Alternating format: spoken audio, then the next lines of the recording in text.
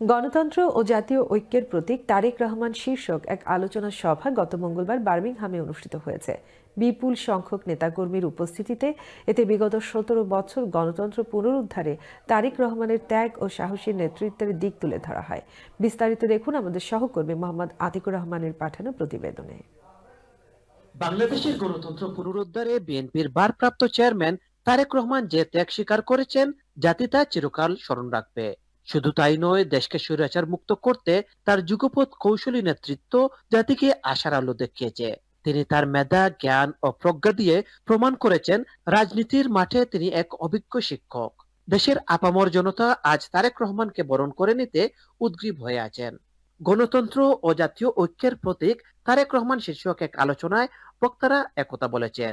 এ সময় তারেক রহমান দেশে শীঘ্রই ফিরে যাবেন বলে সবাই জানানো হয়। বাংলাদেশের মাটি ও মানুষ এবং ইসলামী মূল্যবোধের আদলে রাষ্ট্রকে সাজানোর যে প্রতিশ্রুতি ৩১ দফার মাধ্যমে এসেছে, সবগুলোই বাস্তবায়িত হবে এবং অচিরেই আমাদের নেতা দেশে যাচ্ছেন ইনশাল্লাহ। তারপরেই ইশতেহার ঘোষণা হবে, নির্বাচন হবে।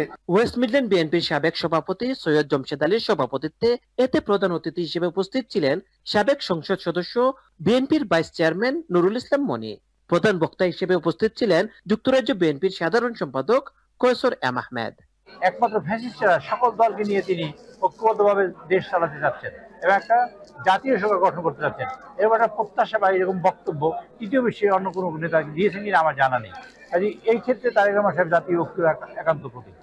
বাংলাদেশের গণতন্ত্রের জন্য এই তারেক রহমান এই প্রবাসে থেকে, লন্ডনে থেকে দীর্ঘ ১৭ বছর আন্দোলন করেছেন। উনার নেতৃত্বে সারা বাংলাদেশের মানুষ ঐক্যবদ্ধভাবে আন্দোলন করেছে, শেষ পর্যন্ত আমরা সফল হয়েছি। ওয়েস্ট মিডল্যান্ড বিএনপির সাবেক ভারপ্রাপ্ত সাধারণ সম্পাদক আওলাদ হোসেন ও সিটি বিএনপির সাবেক সাধারণ সম্পাদক আবদার হোসেনের সঞ্চালনায় এ সময় বিশেষ অতিথি হিসেবে উপস্থিত ছিলেন Tajul Islam, মিসবাউজ্জামান Suhel, Sujatur Raja, doctor Mujibur Rahman, Mushahid Talukdar, barrister Abdul Majid Taher, Babar Chowdhury, Abul Hossain, Mirza Nixon.